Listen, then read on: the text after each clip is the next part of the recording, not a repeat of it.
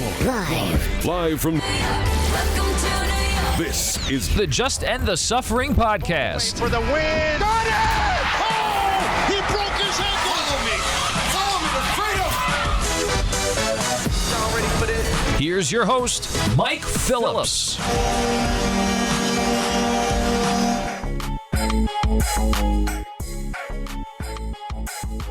What's up, everybody? Welcome to the latest episode of the Just End the Suffering podcast, featuring New York sports talk and a long-suffering fan. I'm your host, Mike Phillips. We got a good show for you this week. The NHL has announced they are coming back. We have a plan for hockey in place.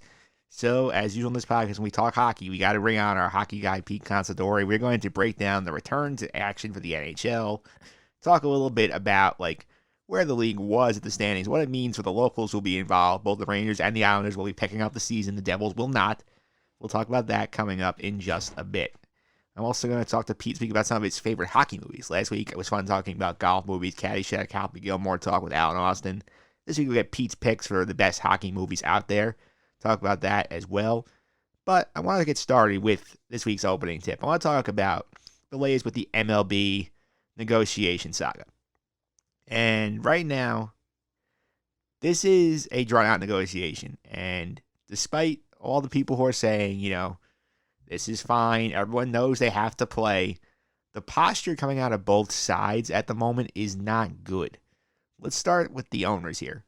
We get there finally. They give them an economic proposal on Tuesday, the 26th.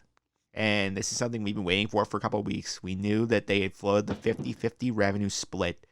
It's something that the owners were not, the players were not too keen on. They do not go with that. Instead, what they propose is basically a sliding pay scale cut to basically cut the players' salaries even more. The effect is here that the guys on the lower end of the pay scale, like your rookies or young players who are pre-arb, they get a 10% pay cut, but the guys at the top of the food chain, your Mike Trouts, your Clayton Kershaws, your Garrett Coles, they gonna get cut down about almost 80% of their money off what a full season would have been. And obviously that did not go over well with the players. Max Scherzer basically was an influential player in the union committee, tweeted out that they are not going to even accept this. This is not acceptable. They're going to come up with their own proposal, which is not coming out yet as of recording date on Friday the 29th. But the theory operating is the players are going to offer more games because right now the owners want to play 82. The players are going to offer prorated salary, keep their prorated salaries, and go to 100 games. Right now, the owners are claiming, no, that can't happen. We're going to lose too much money doing this. And we've seen the effects on the game right now. We have teams basically whacking minor leaguers left and right, cutting thousands of minor leaguers to try and save some cash. The Oakland A's stopped paying their minor leaguers, period, after May 31st. They sent a letter out saying, you know what, we can't afford to do it, sorry. The owner of the Oakland A's, John Fisher, is worth about $3 billion. Paying the minor leaguers $400 a week from June, July, and August. That's when the minor league season ends. It doesn't go to September. Paying them $400 a week would have cost him basically the equivalent of $1 million, and he didn't do it. They are also one of the teams that's furloughing staff. The Angels did it too, and Artie Moreno has $3.3 billion, couldn't afford to pay his own staff. This looks very ugly because both these sides are jockeying for leverage, trying to get their message out to the public, leaking things left and right, saying, you know what, we'll get the public on our side. Right now, the public does not care who is at fault here. These owners and players need to wake up, smell the coffee, and look what's going on around them in this country. This is a country now where there are 41 million people who do not have a job. Over 100,000 people have died from the coronavirus in this country. You have racial injustice going on in this country with the George Floyd situation, and that is far more important than whether the owners and the players are right about baseball and who should divide up the $2 billion, $3 billion to be left over when the revenue streams here. The fans do not care. If you take the game away from them, and right now this country needs something like baseball more than ever. If you take it away over dollars and cents, this country and a lot of the fans, it will never forgive this sport.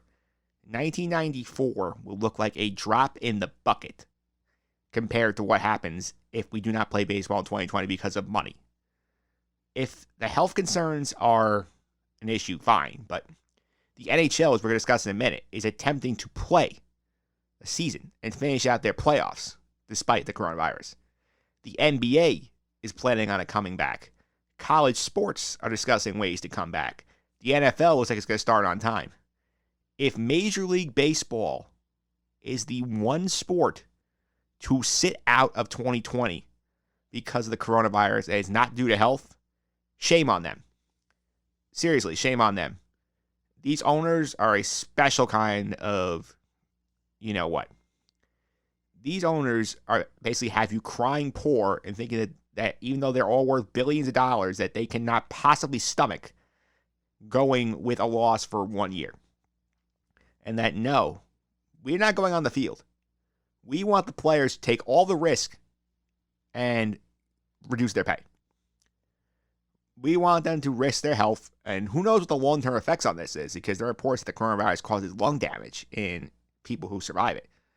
Imagine an elite athlete having to deal with damaged lungs that can impact their performance for years and their earning potential. You can make the argument, honestly, that these athletes should be getting paid more to go perform because they are not providing an essential service. They are providing an entertainment service. It is not essential for them to go play baseball right now. But for some reason in this country, the ownership wins the public battle, but they really shouldn't. The ownership has looked very cheap in this whole thing. With the furloughs, they're basically cutting off their nose to spite their face with the driving the minor leaguers out of the game, shortening the draft, furloughing the staff. These are all people who are passionate about baseball, and you're shrinking the industry to save pocket change relative to what they're worth. Not a great look for the league right now. That's a massive problem. And think about this for a second here. We'll take Mike Trout, for example. He had $35 million salary coming in here. They agreed to prorate the salaries for games played. So right now, according to the 82-game proposal, Mike Trout made about $17 million. And according to MLB's sliding scale pay cuts, Mike Trout would now be playing the entire season for $6 million. Imagine for a second if you were at work right now and your boss came in and said, hey, you know what? We're going to keep you on. We're going to work through this thing, but you have to cut your salary by 80%. Sounds like a good deal, right? No, it doesn't. It really doesn't. And this is a dumb move by baseball because the union clearly thinks, you know what? This is an attempt by the league to try and split us between the lower paid guys who need the money more than the higher paid guys and basically dare the higher paid guys, you know, we're not going to let you lower paid guys earn a check. That did not work. The union is back together, stronger than ever. And the union, I also want to point out, they agree, they say they took a pay cut. They've not taken a pay cut. They agree to be paid for amount of games played. That is not a pay cut. They are being paid half a season's worth of games right now, according to the deal they agreed. None of this matters, though. The public does not care who's right. The public does not care whose lawyers are smarter, and they don't care, oh, Joel Sherman, the New York Post, had this smoking gun email showing that the players got outfoxed. Public does not care about that. The fans who are your lifeblood, and according to the owners, they're 40% of your revenue base. You're going to piss them off over dollars and cents? Come on, guys. You got to be smarter than this. We'll see what happens with them over the coming weeks. But up next, we're going to talk about the league actually is intending to play. We're going to talk about the National Hockey League with Pete Consadori right after this. On the sharp angle shot. Panarin. Up the middle, Zibanejad. He goes to the net. He scores! He scores! The Rangers win! Mika Zibanejad with 5 goals! Do you believe it? All right, we are back here on the Just End the Suffering podcast. You just heard MSG Sam Rosen calling the 5th goal of Mika Zibanejad's game against the Washington Capitals back in February. Joining me today, the guy whose voice you hear every week in the introduction and outro of this podcast, and one of the last who actually did a live podcast recording with in person, the great Pete Consadori. Pete, welcome. How are you? Thank you for having me. Do I get some sort of like commendation for that or a medal? That was one of the last live ones? You were one of the last live ones. That's insane. That's insane. Yeah, because I was looking at my list today. I'm like, when will it? I think it was this. 'Cause I saw today that Iona, the studio I usually do this in, they are Right. opening up again in August. And I'm looking at this and like, when was the last time I was actually down there? I had three. The last three I did were February. It was you for the Wayne Gretzky episode. Right. I had Joe D on the back. I was talking about the XFL, and that's changed a lot since then. Oh, 100% changed that. Yeah, and I think Will Schneiderhan and Sandra Rose had spots for 100 in the studio. That's the last time I've been in there. That's definitely been a while. I mean, I work at Iona. We haven't been on campus since I don't know, mid-March. I want to say like just they extended spring break for the students, and then we were on COVID quarantine a little bit here. Crazy stuff going on in the world, but always a pleasure to come on and talk hockey with you. I mean, I miss it. I miss the sport. And we have a lot of interesting stuff to talk about today, don't we, Mike? Yes, we do. Before we get into that, though, I will say, number one, it was funny seeing, and recording on Friday 29th, funny seeing Andrew Cuomo do his daily coronavirus press briefing at Iona's La Penta School of Business. That was definitely interesting. I did see that. I didn't even know he was doing that. And then I was actually scrolling through, I believe it was Iona's Instagram feed, and I saw it, and I was like, oh, wow, he was actually there in the brand new built La Penta School of Business. So, yeah, definitely a surprise there. I didn't know he was gonna be there. So he was just gonna be in Albany or I think he did some in Buffalo, I believe, right? Yeah, he's bounced around a little bit lately. Shout out to Governor Cuomo. You're never gonna listen to this podcast. You never know, dude. You never know. Yeah, so shout out to the governor. Big fan here right now. And number two, how have you been doing in the corona quarantine? Yeah, so let's call this the COVID era of everything, right? Had the steroids era in baseball. Let's call this just the COVID era. Yeah, I'm doing okay. Getting a little stir crazy working from home. Thankfully, I still have my job, gratefully. And working from home 9 to 5 in my little home office / room office here has been interesting to say the least. Things are, for the listeners not listening in New York, things are looking a little, on the bright side here in New York, where things are starting to open up. I know Westchester County, where I am, we started phase 1 Tuesday, so that's exciting. So I'm hoping that I can get back on the ice by like midsummer. I haven't been on the ice since March, and it's been killing me. I think that's the thing that's killing me the most, right? We were talking a little bit off air. Like, I don't even care that my hair is getting long. I just haven't been on the ice. Like, I feel like such a lazy bum right now. I've just been like, okay, do my work. All right, go play Xbox. All right, maybe I'll take a walk. Nah, screw the walk. I don't want to take a walk. Let's play some more Xbox. Yeah. Very lazy. Yeah, I feel that. When we're done, I'll send you a picture of the podcast studio on the road. It's definitely very bootleg, but this thanks to these guys at Roadcaster, this is allowed the show to go on, even though Iona has been closed since mid-March. And I was actually... Listen, dude, it doesn't matter what the setup looks like as long as the podcast gets out there, right? Exactly. And I was funny. I was actually at Iona the last day there were actually students on campus because I was there like right before we left for the MAC tournament in Atlantic City. I was working at athletics that day. Right. Like, I was there the Monday they announced they were closing for the extended spring break, and then we never went back again. Never to return. Never to return, indeed. But luckily, hockey is about to return. Do you like that segue? Oh, that was a fantastic segue, Mike. Yeah. So obviously we're here today because this was going to be scheduled next week, but then I had a sense that hockey's coming back. I got Pete in the horse. Said, Pete, let's do it this week. And luckily, Gary Bettman came through and announced the NHL's plan to return on, I believe it was Wednesday or Tuesday, whenever it was, it came up. And Pete, what was your overall thoughts on this return to play plan? So a lot of different parts of this return to play plan, right? We have the playoff format, what it's going to look like. We have the teams that are not in the playoff format, what that's going to look like. We have the draft. We have the NHL awards. We have the overall end of the regular season. And I know you'll get into those a lot. But the thing I actually am really excited about, and I don't know if it's because I've been so deprived of hockey that I'm like, oh my God, this tournament kind of thing looks awesome. But is the 2014 playoff format. And I know you'll probably ask a couple questions too, so I don't want to bury a lead or jump the gun or anything. But when we get into this 2014 playoff format, it actually seems like a lot of fun. Yeah, it does sound like a lot of fun. And I mean, let's go through some big points here. Obviously, like right now they're in phase 1 where everybody's self-isolating. Right now, I think they said the target time is phase 2 is starting in June, where players come back to the teams for individualized workouts in groups of no more than 6. Training camp starting no earlier than July 1st. They have two. They're gonna split the league up. The East and West are going to 2 hub cities from a list of 10. The 10 options right now are Chicago, Columbus, Dallas, Edmonton, Vegas, L.A., Minneapolis, St. Paul. Though that one might be off the board for a little bit, considering the recent events there. Pittsburgh, Toronto, Vancouver. A best of 5 playing round, as you mentioned, for teams 5 through 12 in the conference.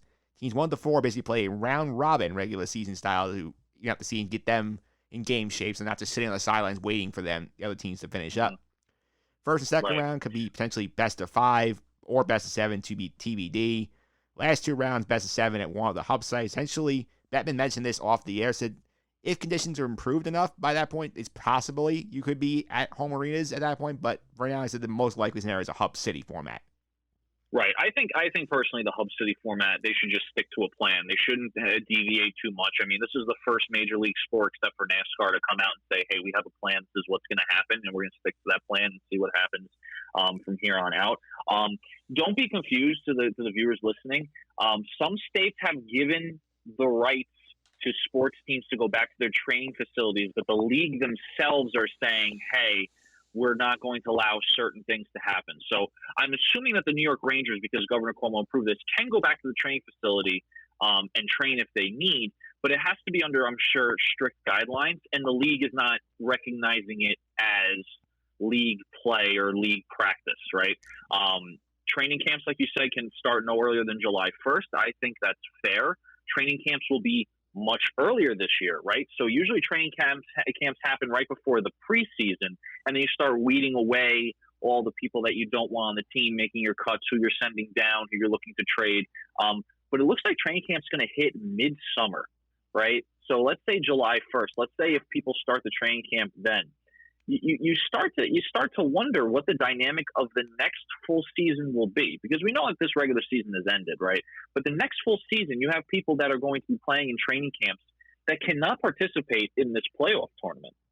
Yeah, that's also a very interesting point, because you would assume that, like, obviously the AHL season's over, so you figure that these teams are going to have expanded rosters, sort of, give themselves cushion, like, in case one guy gets the coronavirus, that they can bring another guy up from the practice taxi squad, basically. But you would wonder, you brought something to me off air, like a case like the Rangers, like a guy like Keandre Miller, who signed with the team after the shutdown happened. Like, he might be skating with them, but he's not eligible to play. Whereas you would think maybe guys who are already in the system at that point would be eligible to be added to the taxi squad. Right. I would assume that the same eligibility rules would apply, even though what's going on with the COVID. Whatever what that roster eligibility may be. I just find it interesting that you have prospects coming in. Like, for example, let's say Vitaly Kravtsov from the Rangers. He's been loaned overseas to, I believe, one of the Russian teams. If he comes back for this training camp, let's say they have training camps July 1st. Now, the league says they can start no earlier than July 1st. That doesn't mean they will start July 1st. But let's just say a team wants to do their training camp, or the league wants to do the training camp before these playoffs. Imagine Vitaly Kravtsov coming over from Russia to play in these training camps, and then he's sitting until preseason starts mid-September. That's not really a great start for a rookie or a prospect, because a lot of these guys get their NHL legs in the training camp and the preseason. Granted, their rookie seasons, they're still trying to find their legs and try to compete the level of the game that they've been sitting at. But that's a good chunk of time to be like, okay, this is training camp, which is not as difficult as preseason, and then preseason is not as difficult as regular season, but there's going to be this huge gap. Yeah, and also the thing that's been, I haven't officially stated, but basically it implies that the next season will be pushed back to accommodate the end of this season, because assuming they start the playoffs at the end of July, it seems to be the earliest right now it will go, they're basically going to play through September to award the cup, and then they might, from the logical sense of games, they're going to push the season back. The NBA's already hinted they're going to push theirs back to 2021 season until December 25th, possibly Christmas. I could see hockey saying, we're going to start on January 1st, start with the Winter Classic, and then just go from there, because it'll buy them time to potentially avoid a second wave of the virus, and hopefully they need to get fans in the stands next year. So I think that might be something that happens. Right, but you know what the problem with that is that you're gonna have to make a sacrifice somewhere, right? If you start the season, the 82 game season, starting with the Winter Classic on January 1st, I think that's a great kickoff to a season. That's actually a really cool idea. But however, you still have 2.5-3 months of hockey that you need to make up for now, instead of ending the season in the beginning of what is it, April, May, I think. is probably the end of the season. I'm almost I think mid-April. Right, mid-April is the end of the regular season. Now you're looking at what, mid-July? Yeah, that's right. That's, you're looking at mid-July to be the end, and then you're still playing the playoffs until September. If you there's going to have to be a sacrifice. You're going to have teams start right away, right after a playoff series somewhere. Yeah. If it's not this season, it's going to be next season. You're going to have to make that sacrifice. Now, what's also really intriguing, and we don't have to get into this too much because I know you want to talk about the 2014 playoff format and everything, but what's really intriguing is not this coming new season, but the next coming season, the 2021-2022 season, will have the introduction of our 32nd team in Seattle. So now you have to, if you push next season, you have to do everything within, let's say, a month span to get the season to start on time. Let's say you push next season to end, let's say you can get it to end by mid-June. Then you have the Stanley Cup playoffs. Let's call that a month and a half. Let's call it 2, whatever. Let's say that brings you to August. You have between August and September, which is a month's time, to do the expansion draft for Seattle, to make trades, to hand out awards, to do training camps for prospects, all these different things. That does not give Seattle or any organizations much time for any sort of wiggle room or concentrated, intelligent thinking of who to protect, who not to protect. Yeah, the Seattle problem is a very interesting challenge because obviously they will take Seattle happily because that's extra money going to the other 31 teams' pockets, which they will happily take right now, considering they're going to lose revenue for the rest of this year and possibly part of next year because of the diminished capacity for fans in there. And we've learned over the course of this thing how important the fans' revenue are to these teams because all these leagues are going to take massive losses, even because the TV contracts alone don't satisfy the money they're required to run these operations. Oh, 100%. 100%. I mean, I just find it interesting that Seattle is literally going to come at the tail end of all of this stuff going on. Yes. Because they're going to start in the 2021-2022 season. If we just start getting fans back into seats in 2021, imagine how much stuff is going to be crammed into the year 2021 for the NHL. Now, NBA is different, MLB is different, NFL is different. Like, just by the nature of the beast that is the NHL, there's not much wiggle room or not much time for fault. Yes, there's not, because then this is more you're worried about where the next season I assume you're gonna see a lot more back-to-backs. That's something where you have like a strike year where you have some teams play like 4 games in 5 days more often than not to try and make time the calendar. You'll probably see the bye week go away. Yeah, the bye will go away. Especially for this season. They might cancel the All-Star game to make up time. I could see stuff like that happening. Possibly. Possibly. Yeah, because it could be, they could treat it like the Olympic style year where they basically get rid of the All-Star game, basically cut out as much fat as they can to try and cram as much in and get back on schedule as much as possible. That's correct. Obviously a future problem. Right, exactly. It's obviously a future problem. So right now we'll deal with the current situation, which is they're going to try and finish this season. They have a 24-team plan set up here. And what do you think of the idea of the 24-team? Because I thought the way Gary Bettman explained it, I thought it made a lot of sense. So it's intriguing yet concerning, and I'm more excited than I am concerned, and I'll explain why. The proposed 2014 playoff format is going to be a round robin and a bracket of some sorts. Okay, so for example, in the East, what you're having is you have the bottom portion of the conference. Now, granted, there are 7 teams that did not make this playoff format. Okay, that's 7 teams who were probably out of the playoff running mathematically anyway, but you pretty much just told the bottom 7 teams, hey, listen, there's no room for you in this bracket tournament where everyone kind of gets a shot that was kind of in the running for the playoffs. If I was one of those teams that didn't get a chance to just get in the bracket, I'd be pretty pissed off, but this is the way it's going. By the way, those 7 teams can make trades right now since they're not involved in anything going on in the playoff format, which is also intriguing that trades can go on while this playoff format will continue. But let's talk about the East. What's going to happen is the top 4 of the East, which is the Boston Bruins, the Tampa Bay Lightning, the Washington Capitals, and the Philadelphia Flyers, they're going to play in a round-robin style tournament for seeding. So it's not just for them to be warmed up to go against the play-in teams. It's for literal seeding to see who's going to sit where to play these teams. So, for example, the 8 and 9 seed of the play-in round is the Toronto Maple Leafs and the Columbus Blue Jackets. The number 1 seed will play the winner of that play-in round. So Boston is the top team. I think they got the President's Trophy this year, if I'm not mistaken. They lose in this round robin. Tampa Bay can be going up against the Toronto Maple Leafs and the Columbus Blue Jackets, and the Boston Bruins could be going up against the Islanders or the Panthers. Those are two different matchups. Okay, if you get Boston Toronto again, I'm just going to call that something's up. The fix is in because it's always Boston Toronto in the first round for some reason. It just always works that way, right? But Toronto's going to play the Columbus Blue Jackets. The Pittsburgh Penguins are going to play the Canadiens. The Islanders are going to play the Panthers, and the Hurricanes are going to play the Rangers. Okay. What they're doing is this round robin tournament is going to put those those teams into brackets. The concerning part to me is that they're not reseeding, from what I hear. They're going to let these teams play. Whatever seed you wind up in this round robin kind of, World Juniors style tournament, that's where you get selected into the bracket. Okay? Reseeding would give Boston the advantage because if they were the top team in the NHL, they'll play the bottom team of whoever won the play-ins. That gives them the advantage there. However, I think it's fun because now it gives these top seeds something to play for in the first round. Like usually what happens when I see a first round matchup where you have a big boy playing like the underdog, you see either a blowout or you see a complete upset, right? So look at Columbus last year sweeping the Tampa Bay Lightning. I mean, who saw that coming? Everyone thought the big bad Tampa Bay Lightning. It's usually the big bad Bruins. When we're going to switch it over to Tampa Bay, we're going to beat the Columbus Blue Jackets, no problem. That didn't happen. So it makes it interesting where the top seed teams are playing for a certain matchup, right? That's interesting to me.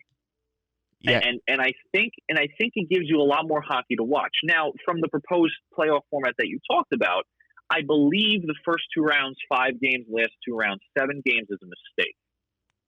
I understand that you want to make it as quickly as possible, but you're giving those 2 first rounds a little bit of discreditation. Like it's not really the Stanley Cup Finals. I mean, it's still not the Stanley Cup Finals, right? Because it's not, okay, you duked it out for the entire regular season, and now you play 4 sets of of 7 games, and whoever best saw that wins the whole tournament. This has been, well, you were kind of in the running, so we're giving you a shot anyway. And to do it in 5 games is going to be interesting. Yeah, I think the format makes sense because the way Bettman articulated it is like the way the playoffs races were is like there were teams that were too close that would have had a chance to chase down the teams in the playoffs positions that were not able to complete their seasons. Like the Rangers, obviously, they were only a point or 2 out of a playoff spot in there. The Columbus Blue Jackets were a point behind the Islanders with a game in hand, and they wouldn't have missed the playoffs if they just took the top 16 in. It was not been fair. And this way, also, the conspiracy theorists point out, get you Chicago and Montreal into the bracket, and you get 2 of the biggest NHL original 6 markets in there, which I feel like not fun if you're a Penguins fan who has to deal with Carey Price in the best of 5 series. I mean, you got a lot of original six teams in here. You got Boston, you got Toronto, you got New York, you got Montreal, you got Chicago. Yep. Right? Yep. You got a lot of original 6 teams in there. Now, the other thing that people could argue is, well, what was the rest of the regular season looking like for these teams that were just at the cusp of a playoff spot, right? So let's talk about the Montreal Canadiens and the New York Rangers. What were their schedules looking like prior to this? Were they going up against the Bruins, the St. Louis, the Avalanches of the league, or were they going up against the New Jersey Devils or the Detroit Red Wings of the league? Because if they were going to go up against the Detroit Red Wings and the Devils of the league, yeah, they had the shot to climb the ladder. But if they were going against the big boys, did they really have a shot for making the playoffs this year? Yeah. So I can see where both sides come from, where they say, well, this is concerning because you're just throwing teams in that were close, that necessarily didn't make it, which I agree. The Rangers, if they had a hard schedule coming up, they need to earn that spot to get into the playoffs. This was just like, well, you were close, so you're in. Yeah, the Rangers did have a hard schedule coming up. Right. So the Detroit Red Wings of the league are going, well, if you're just throwing people into the playoffs, why can't we just get thrown in? And if you're going to let them play in, why don't we just give it a try? Anything can happen in the playoffs, right? Yeah, that's definitely true. So now you have those 2 sides. I think it's going to be fun because I just want to watch hockey. And of course, I'm a Rangers fan, so I'm excited that they get a chance to play for this championship. But it's definitely controversial. Yeah, it's extremely controversial. And before we dive into some of these specific teams here, you want to give me a sort of like general sense of the league again, because I was not really in a hockey mode at the point of the shutdown. Can you tell me, give me a little bit, but who the top teams were when we were closing it all down, and where things were starting to trend?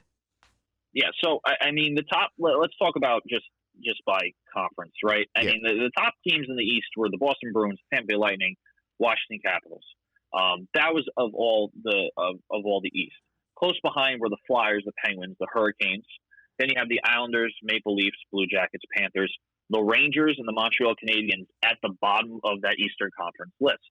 Okay, the teams out of that playoff, pool. I don't want to say playoff spot, but that area was the Buffalo Sabres, the Devils, the Senators, and the Red Wings. All right. Yeah. If you go to the West, the Blues were on top of the Western Conference, reigning champions. Okay. Colorado Avalanche, mark my words, they're going to win a cup in the next 3 years. They have been riding some sort of wave, and the Colorado Avalanche have been phenomenal. And if they keep healthy and they keep moving in the direction they can, and if Makar gets even better with Rantanen and McKinnon, they're going to be unstoppable. Golden Knights are also in that mix. They've been in the mix since the expansion draft, which has been an amazing story. Behind them, you have the Dallas Stars, the Edmonton Oilers, the Nashville Predators. Then you start to drop off with the Canucks, the Flames, the Jets, the Wilds, the Coyotes, and the Blackhawks. All of those teams are in this 2014 playoff format. The three that did not get in that playoff format are actually all of the California teams: the Ducks, the Kings, and the Sharks. So all of California, you ain't watching any hockey with your team in this 2014 playoff format, unfortunately. Granted, each team still had about 12 to 15 games, it looks like, 12 to 14 games left to play. But it wasn't looking too promising, right?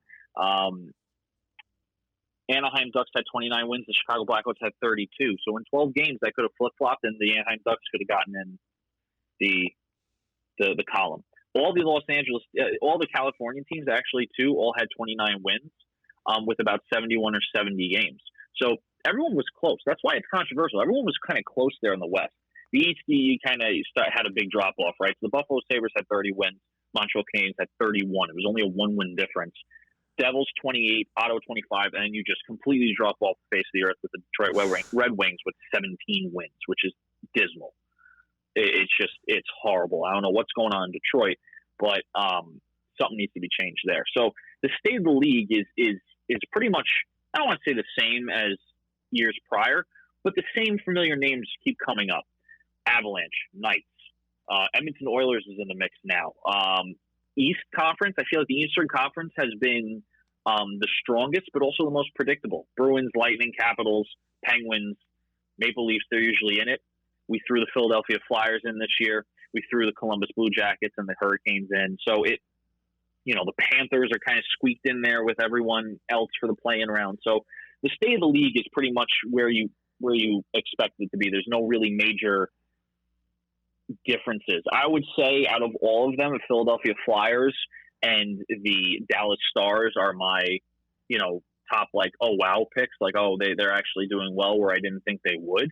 My team that I'm actually very, very disappointed in is the Arizona Coyotes. Arizona Coyotes made some big moves, got Phil Kessel, and they've just not been doing well. Yeah, the Coyotes were a mess. If you want to also point out here, the Blues doing very well, and since we did mention the Blues, we have to play this. Oh, please. Love it.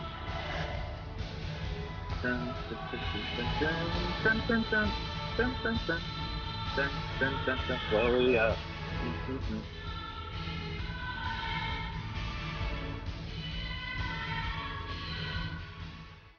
I wonder how they're going to do in this thing. That is probably one of the best win songs. Yeah. Right? I think the Rangers need to take a play out of their book because they have this, it's very nostalgic, but they got to update their win song, their victory song. They really do. Yeah. I honestly think they do fine. I mean, a powerhouse, another powerhouse team. They're riding off a high of a huge comeback season last year. And I mean huge. These guys were in dead last at the All-Star break. Dead last. And they came back to win the Cup as one of the stronger teams. Couple controversial calls, What Stanley Cup playoff series doesn't have that? But yeah, they're riding off a huge high, and I think they take that momentum. I mean, right now the Blues are going to be playing in that round robin seed. We talked about these. Let's talk about the West really quick, if you don't mind. Sure. The Blues, the Avalanche, the Knights, and the Dallas Stars are going to be playing in that round robin tournament to see how they seed. First seed will play the winner of Calgary, Winnipeg. Okay, going to be honest, those two teams I have no problem facing. Okay, especially with how Calgary and Winnipeg have been pretty dull this year. As much as they squeaked in at the 8 and 9 spot for the conference, not the most exciting teams to watch this year. Oilers and the Blackhawks, whoever wins that, will face the number 4 seed. Canucks, Wild, that's who's going to face the 2 seed. Predators, Coyotes is going to face the 3 seed. When I go down that line, the 2 teams, I'll be generous and do 3. The 3 teams I would worry about there are the Oilers, the Canucks, and the Wild. All right. Now, the Wild was in that 10 spot, but the Wild have been consistently in the playoffs for how many years now? I mean, it's just every year they're in the playoffs. I think last year was one of the first years in a while, or 2 years ago, where they didn't make the playoffs. Canucks and Oilers, Leon Draisaitl and Connor McDavid are unstoppable right now. I wouldn't want to face them. I wouldn't want to face the Canucks, and I wouldn't want to face the Wild. The Predators, the Coyotes, the Blackhawks, the Calgary Flames, and the Winnipeg Jets have holes that you can beat. So unless the Blues get the Oilers, I think the Blues will be fine. But again, you have other teams that are just going to demolish these play-in teams. The Colorado Avalanche, the Vegas Golden Knights, the Dallas Stars. The Vegas Golden Knights with the Stanley Cup Finals, their first year, pretty much that whole team has Stanley Cup Final experience or playoff experience. You have Max Pacioretty in there. You got Stastny in there. All right. Plus, you have a slew of Vegas Golden Knight players that were there from day one. They got drafted from the expansion draft. Perfect example, Marc-Andre Fleury, who have won cups and have been to the Stanley Cup. A lot of presence there on the Vegas Golden Knights. All right. Dallas Stars, they're a little iffy for me. But again, they're there in that top 4 spot. They're there for a reason. They have a powerhouse team as well. So the Blues, I don't think, have a very tough path to a first round, because the playing round's not considered the first round. I think they're fine. Yeah, it'll be interesting to see. The Wild getting in there is very interesting, because that was also my preseason pick to be in the Cup final again against the Capitals. So thanks to this expanded format, I still have a shot. There you go. See, you definitely do. And the Blues and the Capitals are both in that top 4 team reseeding, round robin tournament. Yes, it is going to be interesting to watch. And before we dive into the locals for a minute, I wanted to point out, a question. You mentioned this earlier, an interesting point. Obviously, this is a very radically different Cup playoffs. You have more teams in it. We had basically by the time they play again, a 3.5-month break in the season. And, right, you have the potential that obviously they're going to be doing daily testing at the site. But obviously, if somebody gets the virus, they're going to be out of the commission for a couple of weeks. So, does it give this whole playoff Cup run an asterisk, basically? Because, imagine if, say, the Oilers make the run to the finals, then Connor McDavid tests positive and he can't play. How big an asterisk do you think this whole experience takes on? The asterisk, I think, lies in how credible winning the championship is, not if someone gets sick. I mean, Connor McDavid can go down with flu-like symptoms any time in the season, COVID or not, and they're not going to say, well, the Stanley Cup didn't matter because Connor McDavid got sick or he got injured or whatever, right? So I'm not going to put the asterisk on that. I'm going to put the asterisk on, well, this isn't the conventional way to win the Stanley Cup. If I were Gary Bettman, I would say, look, because of everything going on, we're not going to have a Stanley Cup winner. We're going to have the COVID Cup winner, or we'll make a different sort of championship to say you won this year, but it's not really the Stanley Cup. All right, the Stanley Cup is you play 82 games, you hit the bracket, you grind it out for 7, 14. So 21, 28 games to get to the final and win the final. This is a little different. If my Rangers win the Cup this year, I'm going to be honest with you, I'm not going to feel like they won the Stanley Cup. It's because it's different and the circumstances have made this format to be. If we didn't have COVID, 24 teams wouldn't have made this playoffs. The Rangers could have also missed the playoffs, and they wouldn't have been even a thought in the postseason. So I don't put the asterisk on, well, what if someone gets sick? I put the asterisk on even if all the teams stay healthy, just the way that this was proposed and pushed in. I think it's great to have hockey and finish out a season for the fans and for the players.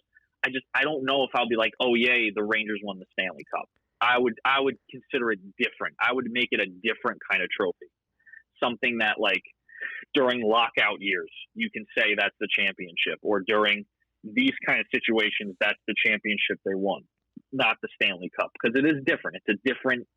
It's not like a format change where that's going to be, this is the way it's going to be for years to come. This is a change just for this season, hopefully. Yeah, so I get that's where the asterisk lies with me. I get you there. I also feel like, I think if the Rangers do win, I think your eyes would be a lot different than it is right now. I just think at that point, like, yes, like, imagine, I know it's tough because obviously you're not going to have a parade. You won't be able to win it at the Garden or wherever, but, like, at the end of the day, it's still a championship your team wins. 100%. It's a championship, except I probably wouldn't go around and be like, yeah, Stanley Cup winners 2020. Like, I wouldn't, like, to me, it's not the Stanley Cup. To me, it's a different thing.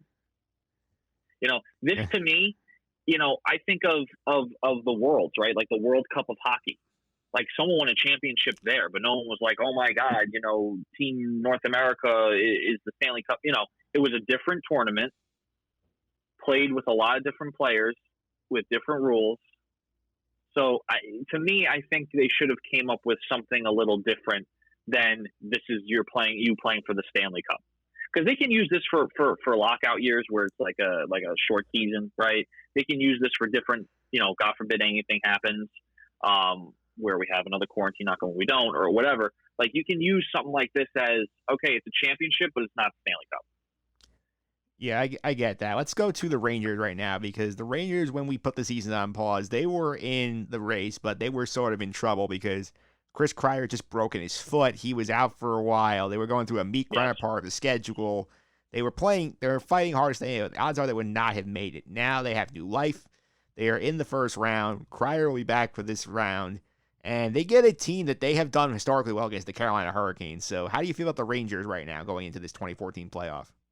Yeah, I think the Carolina Hurricanes are a beatable team, especially in this playing round with a healthy Kreider, a healthy everyone, right? So Igor Shesterkin was in a car accident prior to the end of the season with Pavel Buchnevich, and Pavel Buchnevich was able to return to play while Igor was not, or if he did return to play, it was like right before this quarantine hit. Buchnevich was shooken up. He wasn't himself. It took him a couple games to finally maybe score one, but you kind of see he's not really there mentally, I think, personally. Panarin, healthy. Zibanejad, healthy. If Shesterkin becomes the number one in a playoff situation, which I'm going to be honest with you, I'd start Lundqvist, but, that's my opinion. But if Shesterkin's the number one, he'll be healthy. So you're going to see playoff hockey with a lot of healthy, non-worn down players, right? So they usually have a 3-month to 4-month off season, 3 to 5 month off season, depending on how far they go in the postseason or if they even made the postseason. You're going to get players who've had that break going full speed in the playoffs. And Chris Kreider, when it comes to full speed, is probably one of the fastest guys out there. He's no Connor McDavid or Matt Barzal, but he's got some wheels. So Chris Kreider being healthy is pivotal to this play-in round. Pivotal. What's also interesting about the Carolina Hurricanes is that we actually have a first-round pick from the Carolina Hurricanes. So it was a conditional pick that was made on the 24th, right before all this went down. It was the Brady Shea trade. The New York Rangers will receive the latter or lower of either the Carolina or Toronto's 2020 first-round picks, right? So depending, and both those teams are in play-in rounds. So depending on where those guys lie, let's say we beat Carolina, our pick gets a little lower because Carolina didn't go up. Same thing with Toronto. If Carolina and Toronto make it to the almost the finals, our first round pick with Carolina and Toronto could be a higher pick too. So it's an interesting dynamic. Obviously, the Rangers are not going to be like, we can get another pick out of this, let's tank. They're going to play their hearts out. But I also find that a cool dynamic there. But I think it's a ideal matchup. I think if they were to have to go against, a Toronto team or a Pittsburgh team or even the Islanders, I don't think they'd have a big shot at winning. Carolina, I like the odds. Yeah, and the other intriguing thing about Carolina series is the whole idea that Henrik Lundqvist has owned owned the Hurricanes in, of course, his career. He beat them a couple times this season already, and you wonder that neither Shesterkin or Alexander Georgiev have huge playoff experience. Like, do you think there's a shot where maybe if Hank looks good in the camp, in training camp, they give him a shot here to be a playoff goalie again? I think Hank has a chip on his shoulder right now. I'm going to be honest. As much as I understand why the Rangers are going with the young talent, I think Henrik Lundqvist has that chip on his shoulder going, hey, I can still play and you're wrong about me. Let these kids learn from me. And I think he's suffering from a little, pardon the analogy, but a little Tim Tebow syndrome. I'm not going to sit here and make the argument that Tim Tebow was a huge quarterback that was the best thing ever to happen to football. But the guy barely played on the Jets. They put him in for a couple snaps, and he was horrible. I think this is what's happening with Lundqvist. I think that the times they do start him, it's against hard teams. The last time I saw Lundqvist start was against Philadelphia. Like, that's the team you put him in against after he's been practically not playing the whole season. Like, give me a break, right? You got to give the guy a shot to warm up. He's barely played the season behind Georgiev and Shesterkin now that he came through. Don't get me wrong. Lundqvist is not playing backup numbers, but they aren't starting numbers. So I think Lundqvist has a little chip on his shoulder, and I think he wants to show the Rangers, like, hey, as much as I'm loyal to you guys, you got to be a little loyal to me and start me here, and I'm going to play my heart out. And Lundqvist has been phenomenal in the playoffs. So if I'm Quinn, I'm starting him. Yeah, I feel like you could take a chance on him and say, let's see if Hank gets the magic back for a little bit, and we go on a run here, because I feel like if he drops the first game, then you can go to Shesterkin and just take a shot there. But I think given Hank's success against the Panthers, against the Hurricanes, I think that's worth a shot. Right. So now, but that's also where the 5-game thing comes into play, right? If you have 7 games, it's worth it to give Lundqvist a shot. And if you lose one, okay, you can move. But if it's only 5 games, you need to get that momentum started early. You need that game 1, right? So if it's going to be 5 games, if you're going with Lundqvist, you probably got to stick with him. Yeah, it's interesting. Let's call with them and see what they do here. We'll go to the other team from the area that made the playoffs, the Islanders, and they were going the wrong direction. They were backsliding after that really hot start. I think personally that they would have missed the playoffs if the season been able to play out, because their schedule was a little tricky coming down the stretch. They were fading fast, but they're here. They get the Florida Panthers. What do you think about the Islanders' chances in that matchup? Yeah, so the Islanders are still a strong team, in my opinion. I understand that they did a backward slide, and if with the tricky situation that was that schedule, I agree with you. I think if the schedule played out, I think they had 68 games played, I believe. Yep. Yeah, they had 68 games, so they had 14 games left. That's a good chunk of points that they could leave on the table. I think they get lucky in getting the Panthers in this play-in. It would have been a little easier if they got Montreal. But the Panthers, as much as I like them as a team, I don't think they're a complete team yet. Bobrovsky, I feel, is a little too hot and cold down there in Florida. No pun intended with the hot and cold part. The Islanders have speed, and they have they have a great coach behind them, and they have a great leader in Anders Lee, right? And they also have Matt Barzal. Okay, the next JT, and I know probably a lot of Islander fans are going to get mad at me for saying the John Tavares, and I know it's too soon still, but they have the skilled players. If you match them up against Panthers, I think their top skilled players are much better than the Panthers' top skilled players. It might come down to a goalie matchup and how Bobrovsky is playing. If Bobrovsky's standing on his head, just like any other playoff team, it's going to be very hard to win against a team that the goalie is really hot. So I like the Islanders' chances. I don't like the Islanders' chances in the first round after the play-in round. They're going to have to go up against the Bruins, the Tampa Bay Lightning, the Philadelphia Flyers, or the Capitals. And I just think any of those teams are just going to wipe the floor with the Islanders. But then again, they also did sweep the Pittsburgh Penguins in the playoffs. So as much as I want to make that prediction, you never know. Play-in round, I think they're okay. But I think once they get to round 1 to play against the Big Four, I think they're going to have a little bit of a problem. Yeah, they are. And one other thing intriguing to see is that something that's not been brought up yet is how big these rosters will have to get to accommodate like the potential of people testing positive to coronavirus. So I think and usually it's like 23-man rosters, and you basically have a couple of healthy scratches. I think you're going to have a nice sized taxi squad here. You know, with everything that's going on with COVID and everything we've heard from our government and our experts, right? What are the experts saying? If you've come in contact with someone who has COVID, you yourself should quarantine for 14 days, right? Because you don't want to affect anyone else. Those men that play hockey, if one person on the team is affected with COVID, does that mean the whole team has to quarantine for 14 days? Like, what's the regulation with that? So if the regulation for us is if Mike, for example, if I had COVID and you came over to do a podcast, right? You, by the regulations, you would have to quarantine for 14 days in social distance. You have a whole freaking team there sharing locker rooms, sharing shared space, sharing a hotel floor. What do you do? Does the whole team become ineligible to play because they don't want to affect a different team? So I wonder what the guidelines are going to be, because at that point, you're going to have 2, 3, 4 teams worth of players on your roster, because you'd have to switch them out.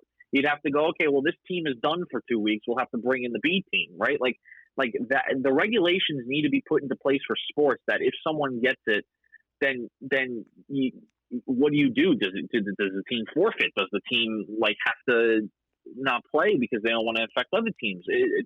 I think it's a bigger mess than they're making it out to be. I don't think they've thought of that part yet. Yes, I'm sure they're going to do testing every single time they enter the arena where you can quarantine someone before it can spread to the other teammates. But again, with contact tracers and everything going on, what's the regulation? Yeah, the sense I've gotten is basically the plan is they're going to test them every single day, and then if you're positive, you go home. You don't get to enter the building. They'll probably have those rapid tests that they're supposedly developing right now to get quick results. And if you're right, and maybe the temperature too. If you have a temperature, you get turned away as well in case you actually have it. That would be the other regulation I would see in place. That way they minimize it, because for these leagues, it's not worth it. Where you have the Rudy Gobert, if you have one positive test, you shut the whole thing down. Then why are you doing it? They have to have a plan where if people get it, they can keep playing. That's basically the way it has to be. Because otherwise, why are you wasting all this time and energy to do this? Yeah, no, I agree. I mean, they definitely have a plan. I just wonder what they do, like what they say, and be like, well, if you were with the whole team and you have a thing, that means the whole team could be infected too. So there's going to be a lot of testing going around, I would assume. Yeah, it's a lot of testing, a lot of stuff. Probably you're going to be spaced out in the locker room. Don't be hanging out with your buddies on the team outside of the game, stuff like that. Yep. A lot of stuff like that to basically minimize. It's basically like if we're going to work, we just socially, you do your job and you don't go hang out with your coworkers after work. You're going back home. Right. Yeah. And one last hockey thing before we go on to the movies, because I think that's what we're doing today. We're doing the hockey movies. That's going to be the pop culture bit today. Yes. Which of these matchups intrigues you the most? The first round matchups. The first round or the play-in rounds? The play-in rounds. The 5-12 rounds. Calgary, Winnipeg, Toronto, Columbus, and also Islanders, Panthers, and the Islanders, Panthers, and the Toronto and Columbus is going to be a David and Goliath story to me. The Davids of that story being Columbus, and the Panthers, the Goliaths being New York Islanders and Toronto Maple Leafs. The Toronto Maple Leafs are notorious for blowing it in the playoffs. Granted, they've only been facing the Boston Bruins for the past few years. I mean, for some reason, they just keep getting Boston. So, if they win against Columbus, they get the 1 seed, and if Boston wins, they're going to face Boston again in the first round, which I think is hysterical. But I think it's intriguing because I want to see how Toronto deals with playing a team they're not familiar playing in the playoffs, right? So they've seen Boston a lot. Now they're going to see a Columbus Blue Jacket team who swept the Tampa Bay Lightning.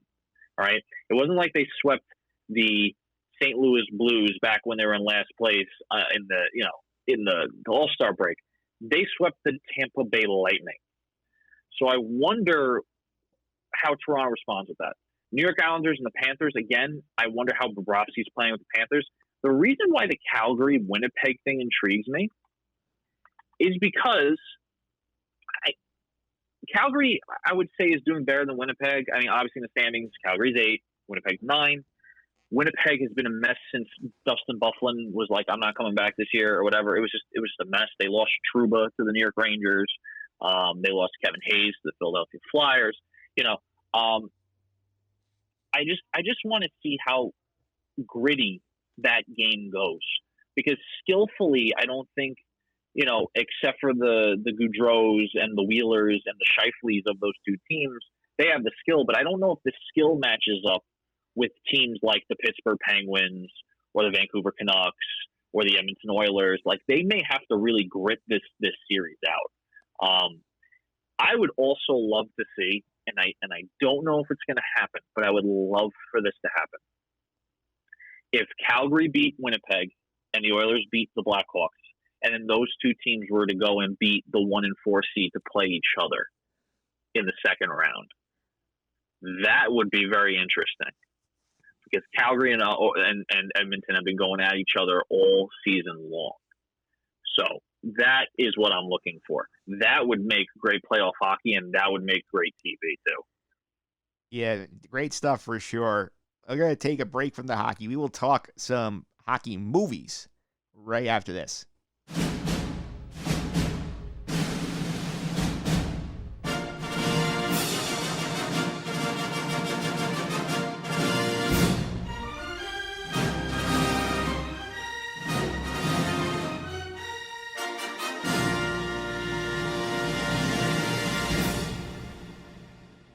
Gotta keep the sounds coming, Pete. The hockey soundboard. Time to talk some hockey movies. I mean, you got it all, Mike. I mean, You have all the bells and whistles here. Yeah, it's basically everything I would do down in New Rochelle. I am doing from my house right now. How it can't be any better than that, right? Yeah, it would be nice to be able to do it with people, but we're not there yet. We'll talk some. Yeah, we're almost there. Yeah, maybe a couple more weeks we'll be able to do it with people. But right now we are still socially distancing. We're going to talk some movies. Pete, I don't know if you're aware, I've been doing pop culture on the podcast every single week since this whole thing started. So I'm glad. Every single week, Mike. Literally every single week. We had Sandra Rose's been on a couple of times. John Stanko's been on a couple of times. We got some great new faces in the mix. Last week I talked golf movies with Alan Austin. This week we're talking some hockey movies, which I feel like you're well equipped for. Yeah, I've seen a couple. I've definitely seen a couple. All right, so let's give me some honorable mentions that did not make your top 3. All right, so that did not make my top 3. I'm gonna have to go with Goon 2, Last of the Enforcers. That did not make my top 3. The Mighty Ducks 2 and 3 did not make my top 3. Youngblood did not make my top 3. And very, very close, Mystery Alaska did not make my top 3. But those are all great. I mean, I probably just named pretty much every hockey movie made, but those are all great movies that I could not put in my top 3. A lot of good. And for those of you at home looking for a drinking game, drink every time I said top 3. Indeed, we will do that. And I also want to say here, let's go to your top 3. What's number 3 on the Pete Consadori hockey movie rankings? So number 3 has to be the Mighty Ducks. The original Mighty Ducks, the classic. Coach Bombay drives onto the ice in his limousine, and he has to get all these kids to play as a hockey team, and he has to get over his own stuff going on, and I just love it. I think it's a great movie. Disney, big Disney fan too, and maybe I'm a little biased about that, but yeah, love the Mighty Ducks. I also think it's ironic that Disney actually found an NHL team to give the Mighty Ducks movie more branding. Well, so Disney owned the Mighty Ducks of like the Anaheim Mighty Ducks, right? So Disney bought the expansion rights to a team in Anaheim, and that's why they were the Mighty Ducks. And then they were later sold from Disney, and that's why they just turned to the Anaheim Ducks. Yeah, that's correct. So I think I can't remember. I think the team was purchased after the movie. Yeah. Or before. I think it was after. Because I think they it was after. Yes, they named the Mighty Ducks because of the movie. Too. Right. Yeah. So they purchased the team after. I wish Anaheim brought those Mighty Ducks jerseys back. I really do. Those, I mean, not just as an alternate, like that. Use that logo Like, just, I mean, they probably can't because Disney owns the rights and they probably will never sell the rights to it. But like, try to do something with it because that jersey is probably one of the sickest old school jerseys ever. Yeah, I think right up there with the Hartford Whalers jersey. Yeah. Oh, 100%. Yeah, I miss Hartford, by the way. We should. I just feel so bad about that franchise. They'll never come back, but they have the best uniforms ever. I mean, when we saw them get brought out in Carolina like this year as alternates, like people were loving them. That was cool. Yeah. That was cool. I would like to see more teams do that. Actually, I mean, there was rumors or like talkings about Colorado maybe doing a Quebec Nordiques alternate. Yeah. I believe that's who they came from. Yeah, that's it. You know, I think that would be really cool if more teams did that. Yeah, like imagine if the Devils brought out like the Colorado Rockies alternates. Right. Yeah. Right. Exactly. No, that's honestly, or like the Winnipeg Jets brought out the Atlanta Thrashers. Yeah. Or something like that. I think that'd be really cool. Even the original Winnipeg Jet logo, I think that's a classic. Yeah, they did that though. They brought back the original Winnipeg Jet logo, which is fire. Like that's also another really, really cool throwback. Their baby blue ones are like, I like them, but I don't at the same time. Like I think their logo could have been better on them. But the Atlanta Thrashers, that would be a cool throwback to have, like maybe a couple games. Yeah, indeed. So the original Mighty Ducks number 3. What went wrong with the second two? Why didn't they make the cut for you? They're great movies. They're great movies. But you always got to give props to the original, right? Like sequels and the sequel, and then the third movie for some reason never do it for me for films. I mean, maybe for the Star Wars franchise, I liked Revenge of the Sith better than Phantom Menace, but for the Mighty Ducks movies, they were very good. The storyline of one, though, I think was like the best. It was like, this is what the Mighty Ducks is about, and then the rest is like, okay, we're just going to continue that story, Yeah, I get you there. Let's go to number 2. What's number 2 on your list? Number 2 is probably the original hockey movie, Slapshot. Yeah, I would agree with that. That's a fantastic movie. The Hanson brothers, the Chiefs, it almost, it's like the movie Major League took a play out of Slapshot's book, right? So like if you ever watched the movie Major League but you never watched the movie Slapshot, think of Major League but hockey and a little bit more adult, a little dirtier in the humor, a little darker in the humor. It's about this rundown team where they have a player manager who's trying to save the team, who's trying to make, break the NHL. He's over the hill. They make him seem like he's over the hill kind of, and he just keeps playing. And his strategy is to use fighting instead of playing. And it's just a classic. It's just a classic hockey movie all in all.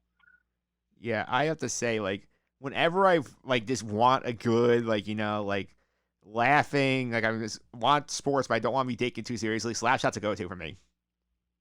Yeah, no, Slapshot's fantastic. It's honestly fantastic, and I think it was ahead of its time with the dark humor because stuff like that was probably looked at as very inappropriate. But for audiences now, if you have not watched Slapshot and you're looking for a good hockey movie to start off with, except for my number 1, I would say Slapshot's a great movie to start off with. Yeah, that's a good tease for your number 1. Where are we going for the top of the list? We are going to 1980, The Miracle on Ice. Miracle, another Disney-produced movie. That is my top hockey movie of all time. I've probably seen it about 800 times. What a fantastic display of what happened there in the 1980 Olympics and how Herb Brooks took all these players, a lot from rival teams, to play as one, to beat an unbeatable Russian team at the time. I think Russia was winning for the past 20 years or something before the 1980 USA team came along and finally beat them up in Lake Placid. What a fantastic movie. Yeah, the movie's very well done. Actually, I had a chance, I think, last year on the Holiday Special of the podcast, he spoke to Ross Greenberg, the executive producer of that movie, and he had some good stories about it.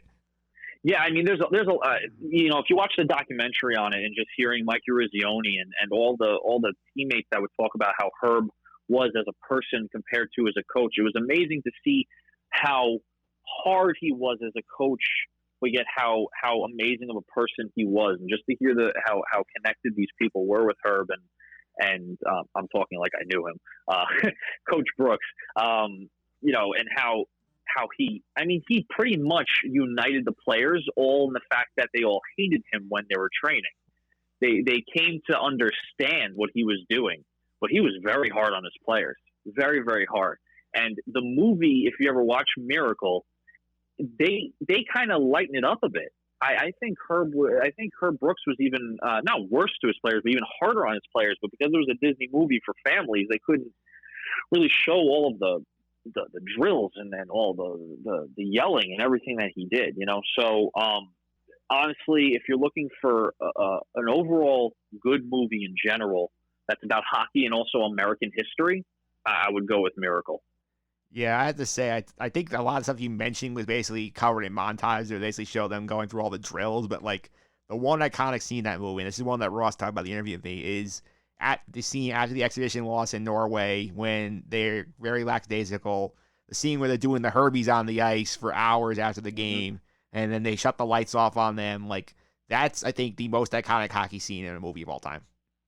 Yeah, and probably the most iconic hockey moment and line of all time.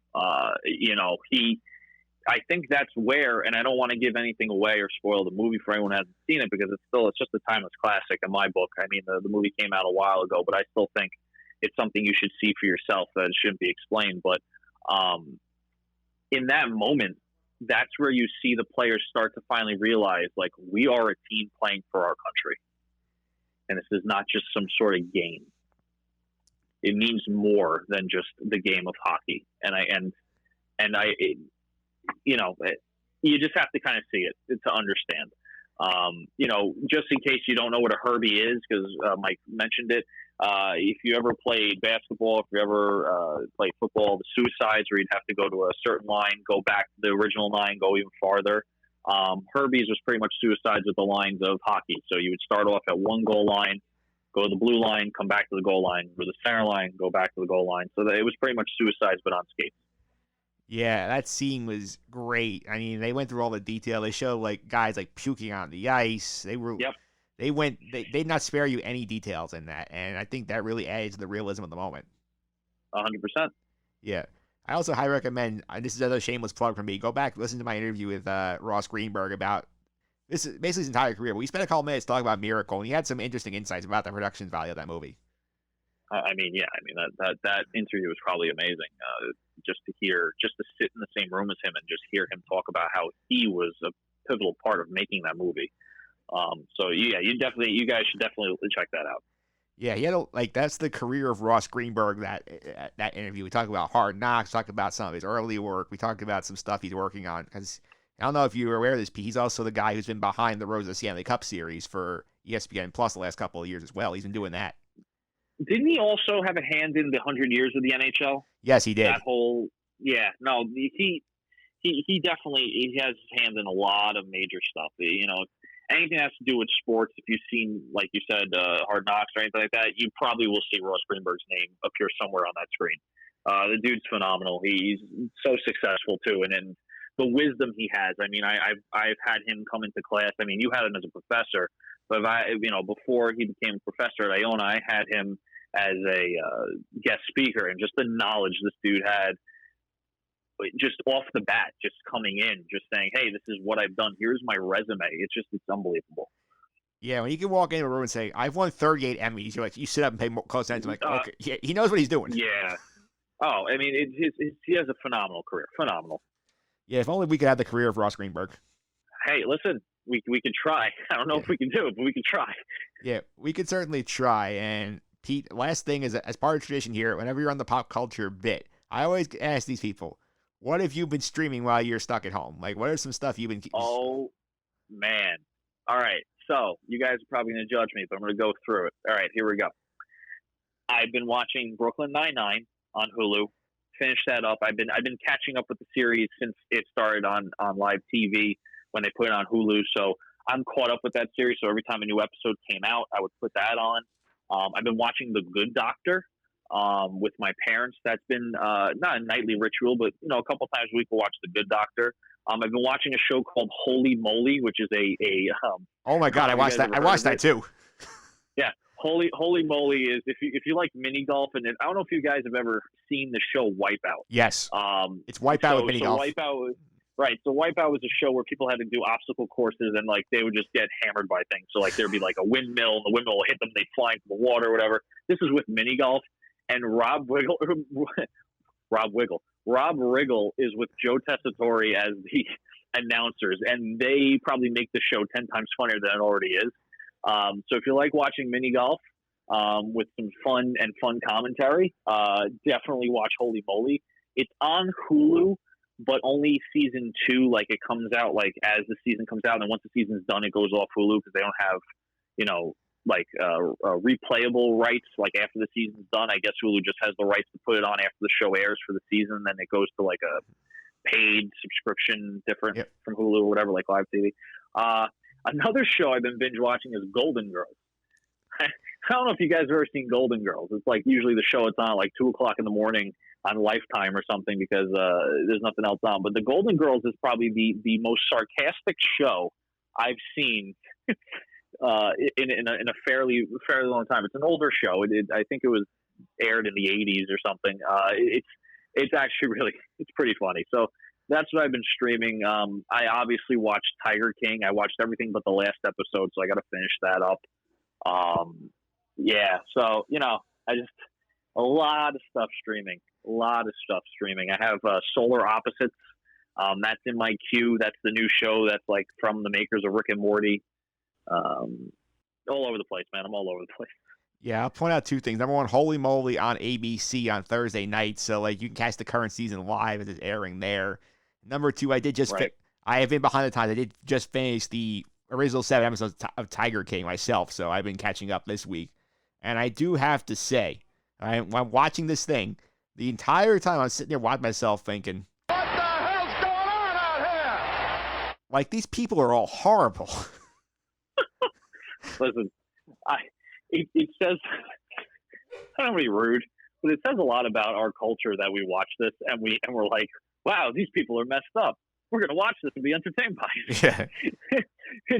It's like, it's interesting stuff, but at the same time, like you just played, it's like, what the hell? Why would you, who is this guy? Who is this person? Like, I love it though. I mean, we, as a culture, we sit there and we love it. So, I mean, So do you think Carol Baskin killed her husband? Yeah, all signs lead to her. I mean, if you watch the show, I mean, I don't know how the show was filmed, but like just by the evidence that they've shown, it doesn't really seem like it could have been anyone else. But I wasn't there. I don't know. I'm not gonna speculate. Yeah, I have to say, once again, I gotta throw this out again. This is another. What the hell's going on out here? Literally, this thing is just so bad. And as John Stanko pointed out, when I asked about it, we talked about this back in April. He watched the whole thing. He said, Mike, you're going to watch this. You're going to root for nobody. Nobody here is rootable. You feel bad for the Tigers. That's all you get out of this. No, dude, honestly, I feel bad for the animals. That's it. Like, is it cool that you can go and pet baby tigers and stuff? Yeah. But, like, just the amount of crap they do these tigers and stuff. Like, what the hell is going on out here is pretty much the right response. I do feel bad for the animals. Yep, I think that's a good spot to wrap it up. Pete, I want to thank you for all this time. I really appreciate it.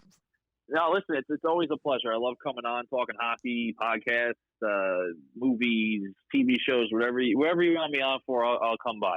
Yeah, we'll talk to you again once we're closer to hockey season. Like, I'm going to do a refresher on the Rangers at some point, so you'll be on there for that. How can people follow on social media? Yeah, Twitter at PJ Consadori 29. If you want to follow me on Instagram, PeterJ392. I mean, it's really, I don't know if you want to see my pictures, but yeah, there's that. Facebook's just Pete Consadori. So yeah, give me a follow.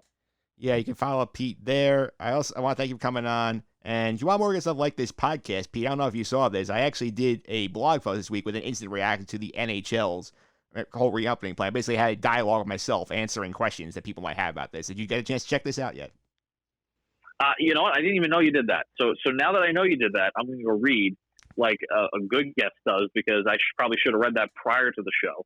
But I didn't know you did that, so I'm definitely going to check that out. And everyone listening to this podcast, you should go check that out, because Mike Phillips has a phenomenal blog out there with all of the questions being answered. So you definitely got to make sure you follow him on social media, and you got to listen to his podcast, and you got to look at his blog. Yep, the blog's over at justendthesuffering.wordpress.com. You can subscribe to this podcast, as Pete just mentioned, iTunes, Google Play, TuneIn, Stitcher, Spotify. Just search for Just End the Suffering there. And Pete, I also putting some of these podcast segments on YouTube now, so our conversations will be up on YouTube. We're hitting every platform, Mike. Yep, it's at Mike Phillips on YouTube. Search for that there. Feel free to your feedback and star ratings will make this podcast even better going forward. You also follow me on Twitter, as Pete said. I'm at mphillips331. That's MPHILIPS 331. I think the hashtag this week has to be Holy Moly. Oh, no, it has to be. Yeah. 100%. Hashtag Holy Moly. Next week, we're going to have a good show next week, Pete. We're going to talk some NBA stuff. We're going to talk the return of the NBA. My legal guy, Phil Freya, is going to be on to talk about the hub models that leagues are offering. We're also going to talk to Sam DeRosa about Space Jam and more. Until then, hope you have a better week than the Tom Brady golf game.